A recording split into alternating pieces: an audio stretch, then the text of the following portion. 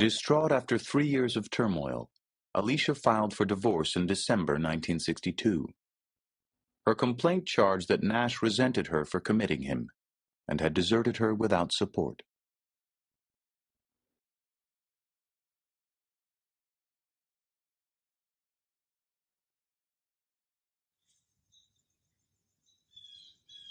In 1970, Alicia Nash had a change of heart. She felt John's repeated hospitalizations had been a mistake.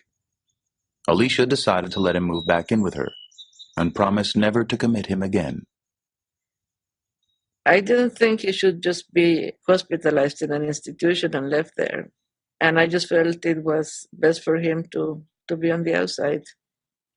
She took him back not as her husband, but as somebody who needed help and nobody else would have him. Giving him shelter and meals and protection made a tremendous difference in his well-being. If she hadn't taken him in, he would have wound up on the streets. I think that Alicia saved his life.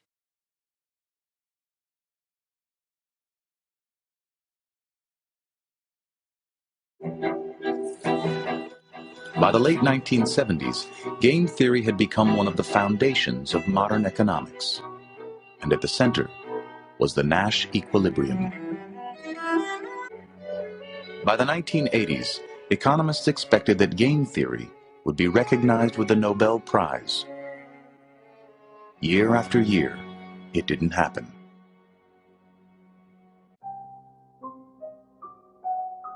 Members of the Nobel Committee worried that Nash was unstable and wouldn't be able to handle the pressures of the ceremony.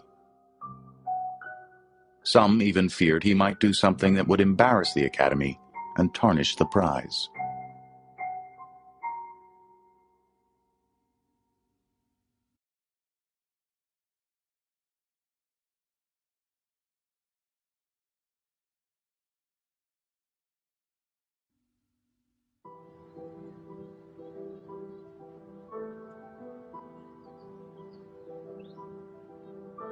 Beginning sometime in the 1980s, after 3 decades of struggling with mental illness, John Nash experienced his second transformation.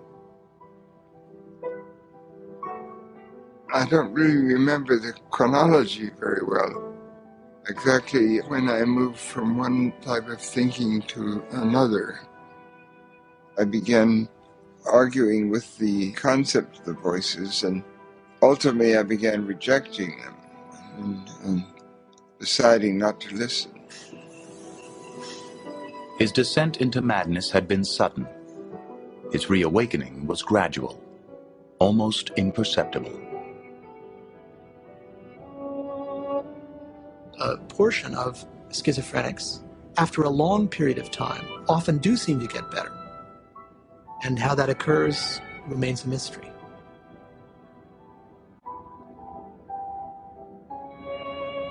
Slowly, he became more engaged and lucid.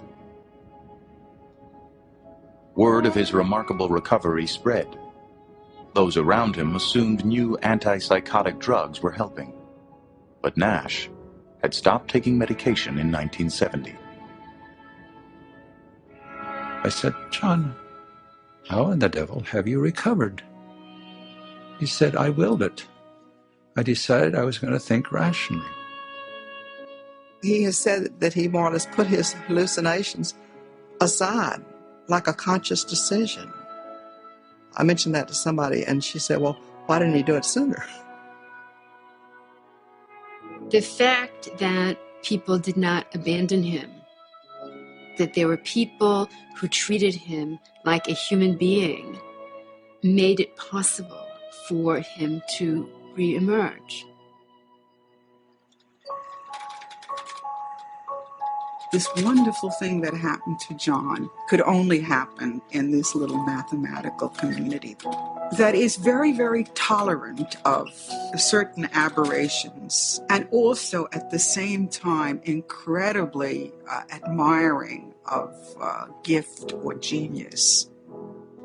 That was what was important about Nash in that world, not that he was ill.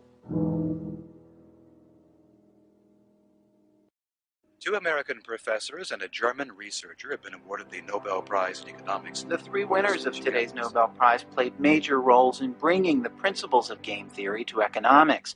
Princeton's John Nash was cited for developing what has become known as the Nash equilibrium, pioneering theory about the point at which conflicts get resolved. Under the theory, my wife said, "John Nash?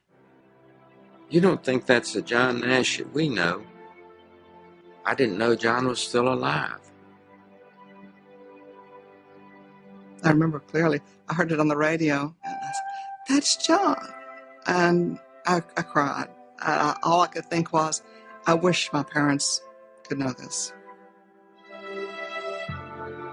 On December 10th, 1994, at the age of 66, John Nash received the Nobel Prize in Stockholm. Dr. John Nash, your analysis of equilibrium non-cooperative games and all your other contributions to game theory have had a profound effect on the way economic theory has developed in the last 2 decades. I was delighted. I was absolutely ecstatic.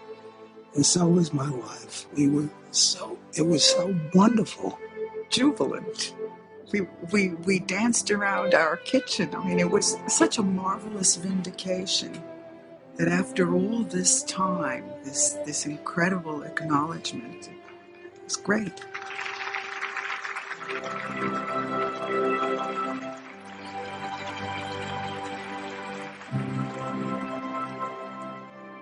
He shined very brightly as a young man. Then he had his illness and is now a very pleasant, accomplished gentleman. It feels right somehow.